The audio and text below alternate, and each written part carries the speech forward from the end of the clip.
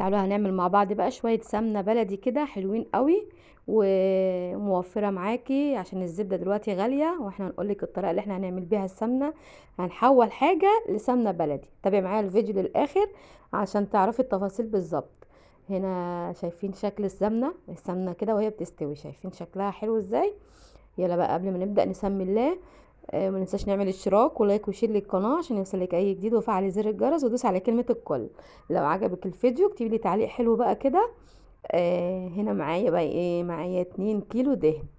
الدهن ده اللي هو بتاع من عند الجزار ده، بنجيبه كده بنقول عايزين دهن بتاع بيت الكلاوي او من بيت الكلاوي، عشان يبقى معاكي حلو وطعمه كويس وملوش ريحه نفاذه، ويطلع معاكي حاجه كويسه. دول كده 2 كيلو زي ما انتم ما شايفين اهو. طبعا ده اوفر بكتير، الزبدة دلوقتي غالية جدا جدا جدا. ده كده الكيلو فيه ب120 جنيه، هو غالي شوية بس هي احسن من الزبدة التانية. يعني البقري كمان ب250 والجمسي ب280، فده اوفر شوية. احنا هنا بقى بنقطعهم حتت صغننة كده. لو الجزار رضي يفرمهم عادي يفرمهم لك، مرضيش يبقى قطعيه حتت صغيرة قوي قوي كده. وكل الكمية دي هنقطعها ونخلصها ونحطها في حله بقى، وهنقول لكم هنعمل فيها ايه. شايفين التقطيع كده. ما ننساش بقى نصلي على سيدنا محمد عليه افضل الصلاه والسلام، وما ننساش نكتب كومنت حلو كده وتشجيع بقى منكم. هنا نقطعهم كلهم وهرجع لكم تاني. انا هنا شايفين الدهن عامل ازاي في صوص وحلو وابيض وزي الفل. هنا حطيناهم بقى في حله كده، لازم الحله تبقى كبيره. وبعد ما قطعناهم هناخدهم بقى ايه على البوتاجاز كده. بقول لكم اهو، يلا تعالوا على البوتاجاز على نار هاديه زي ما انتم ما شايفين، ونحط الحله وتفضلي بقى تقلبي فيه كل شويه كده. طول ما انت واقفه لازم تقلبي عشان ما يتحرقش منك ويبوظ منك الحاجه اللي احنا بنعملها، خساره يعني الحاجه غاليه. كده اهو قلبي بقى، كل ما هتقلبي كل ما هتلاقيه سح شويه وعمل معاكي حاجه زي الميه كده. ما تقلقيش، هو بيعمل كده في الاول. افضلي بقى قلبي كل شويه كده زي ما انتم شايفين. كل ما النار يعني بيسخن جامد قوي من النار بيسيح كده. كده اهو، وقت من التاني قلبي وهتلاقيه بيسيح معاكي. كل شويه افضلي قلبي كده. اوعي تتعبي من التقليب، هو السر بتاع الدهن ده في التقليب بتاعه. كل شويه لازم ايدك تبقى فيه كده. كده اهو زي ما انتم ما شايفين السمنه طالعه كده. كده بدأت تسيح اهو معانا. كل ده على نار هاديه معاكي. اوعي تعلي النار عشان ما تحرقش منك. افضلي بقى قلبي قلبي كده، هتحسي ان هو زي ما يكون فيه ميه. ما تقلقيش، هو ده طبيعي. هنا نحط عليهم بقى معلقتين ملح. والملح مش كتير ولا حاجه، هو كده كده بياخد حياءه. والملح الباقي يعني بيسيبه في السله اللي بينزل ده، ما بتبقاش حادقه قوي. كده اهو بوريكم بعد ما فكت شويه وساحت شويه بيبقى كده. كل مرحله برضو بتلاقي السمنه طلعت على الوش.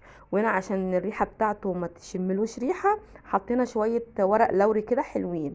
الورق اللوري بيشد الريحه او بيشد اي روايح نفاذه يعني في الحاجه. كده اهو السمنه كل شويه عماله تطلع. خلصنا كده، خليته شويه طبعا. وده بعد فتره تاني. هنا ساح معايا برضو كده، يعتبر نص التسويه بتاعه. افضلي بقى قلبي فيه كده لغايه ما يصفي كل اللي فيه. كل السلة اللي فيه ده بيصفي الدهن اللي فيه او السمنه اللي فيه، وهو ده بيتحمر خلاص كده. ولو دخل على مرحله التحمير اقفلي عليه. انا بقول لكم هنا كده لسه شويه عليه تاني. كده اهو افضلي بقى قلبي، كل ما بتقلبي كل ما بينزل السمنه اللي في قلبه. كده اهو. ما ننساش بقى، لو وصلت لغايه هنا اكتبي لي كده تعليق حلو، وانزلي اكتبي تعليق وصلي معايا على سيدنا محمد عليه افضل الصلاه والسلام. واعملي بقى، ما تنسيش تعملي الاشتراك ولايك وشير للفيديو لو الفيديو عجبك. اشتركي في القناه وشجعيني بقى. كده ده شكله اهو، شايفين شكله. احنا ما بنحرقوش يا جماعه احنا عشان ما يمررش معاك. هو بياخد لون تحميره اكنك بيبقى لونه ذهبي كده ومتحمر. كده اهو. افضلي بقى قلبي طول ما انت واقفه، ايدك في قلبي كده، وافضلي قلبي بمعلقه كده وعلى مهلك عشان ايديكي وما يتطرطش على ايديكي ولا ينزل حاجه على ايدك. ربنا يعافينا يا رب ويسترها علينا كلنا. افضلي بقى قلبي كده. خلاص انا قلت لكم طفيت عليه، سبته شويه. شوفوا سبته شويه هدي، برضو بيتحمر تاني السلة من كتر السخونه بتاع السمنه.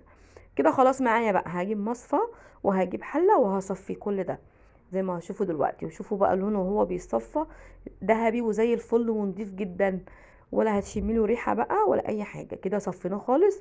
والسيله اللي بيطلع ده لو انتوا بتاكلوه او عايزه تحطيه على محشي، عايزه تحطيه في خضار، اعملي كده. لكن انا عن نفسي مش بنحبه كده، فممكن نديه لحد بقى بيستخدمه. دي كده الدهن اهو بعد ما ساح، ده السمنه بقى اللي طلعت منه. شايفين لونها؟ اصلا لونها جميل جدا، اكنك بتسيحي سمنه بلدي. عشان نحوله بقى لسمنه بلدي معانا مكون واحد هنحوله بيه، ايه هو؟ هنا هنحط عليهم كيلو لبن. انا الاتنين كيلو دهن حطيت عليهم كيلو لبن. كده الدهن اهو، حطيت السمنه او الدهن بعد ما صفى حطيته في حله اكبر، وهحط عليه كيلو لبن. ده كده كيلو غلياه وسايباه يهدى معايا. حطيته على الدهن، وهنيجي بقى نحطهم على النار تاني. حطيه بقى على نار هاديه برضو، وافضلي طول ما انتي واقفه بقى قلبي فيه كده. خلي بالك عشان اللبن بيفور، فايدك تبقى في قلب الحله بالمعلقه، ونار هاديه عشان ما يفورش منك. ده لو فار منك ضاعت فلوسك يا فوزيه خلاص. هنا هنحط برضو في المرحله دي ورقتين ورق لوري، وكان عندي علبه قشطه قلت اعزز الطعم بتاعه، فروحت حاطه ايه القشطه عليه. مش عندك القشطه، القشطه مش اساسي معايا خالص. الاساسي معايا في الوصفه دي اللبن بس او الحليب. تمام. انا قلت احطها من عندي عشان تقلب بقى يعني سمنه بلدي، هو كده كده هيقلب على سمنه بلدي باللبن. تمام. مش عندك القشطه ما تحطهاش. هنا شايفين بقى بدأ يفور ويغلي، بدأ بيعمل معاكي اكنك بتسيحي زبده بلدي بالظبط. تمام. هنا خلي بالك بصوا، بيفور بيفور وبيفور. انا قلتها 3 مرات. اوعي تسيبيه وتيجي مثلا قاعده او تقولي خلص اللي ورايا، لا هتلاقيه فرق كله على البوتاجاز. فخساره يعني بعد ما عملنا ده كله، خساره نخسر الحاجات دي. هنا بقى بعد ما عملناهم كده، هنا افضلي قلبي بقى كده. بعد ما فضلنا نقلب فيه بدأ يقلب على سمنه بلدي اهو، ويعمل المرطه اللي هي تحت زي ما بنشوف بالظبط في الزبده اللي احنا بنسيحها كده اهو. بدأ يعمل معايا ويسيح كل مرحله كده. خلاص كده انا قلت لكم خلاص اهو، طفينا عليه. هو كده دخل في مرحله التسويه. تمام. سيبناه يهدى شويه بقى، هنحط عليه كوبايتين زيت. هنا كوبايتين الزيت بنحطهم في الاخر خالص بعد ما بنقفل عليه، علشان ما ينفعش الزيت يتقدح في قلب الدهن، ما ينفعش. لازما نحطه كده. وزي ما شفتوا كده بعد ما بنطفي على الدهن بنحط بقى كوبايتين زيت. يعني كل كيلو دهن ليه نص كيلو لبن، وليه كوبايه زيت. زيت يكون نوعه نضيف وملوش ريحه وطعمه كويس عشان ما يكرفش معاكي. افضلي بقى قلبي كده، وبعد كده هنصفيهم بقى. شايفين شكله ولونه؟ وكان طالع اللي يشمه يقولك انت مسيحه زبده بقري بلدي، اللي هي بتاع الفلاحين اهلنا في الارياف وكده، اكنك مسيحاها بالظبط كده. ده لونها اهو. وتهدى بقى معايا شويه كده، وهحطها في البرطمان، او عايزه تحطي في اي حاجه انت بتخزني فيها حطيهم. انا هنا هسيبها تهدى شويه، واجي حطاها في برطمان وهوزنها لكم. اشوف بقى معاكم ال2 كيلو الدهن وكيلو اللبن وكوبايتين الزيت طلعوا معايا قد ايه. هنا حطيتهم اهو على الميزان، طلعوا معايا 2 كيلو الا ربع. طبعا 2 كيلو الا ربع بعد ما اللبن اتبخر والسيله بتاع الدهن نزل وكده، فالحاجات دي كلها ايه بتتبخر. بس بالنسبه للكميه دي سعرها حلو جدا جدا جدا، ومش مكلفه زي ما هتجيبي زبده بلدي كده. وده بعد ما برد معايا. شايفين بقى مرمل ازاي ولونه فاتح ازاي وابيض زي الفل. لو عجبك الفيديو اشتركي لي في القناه واكتبي لي تعليق،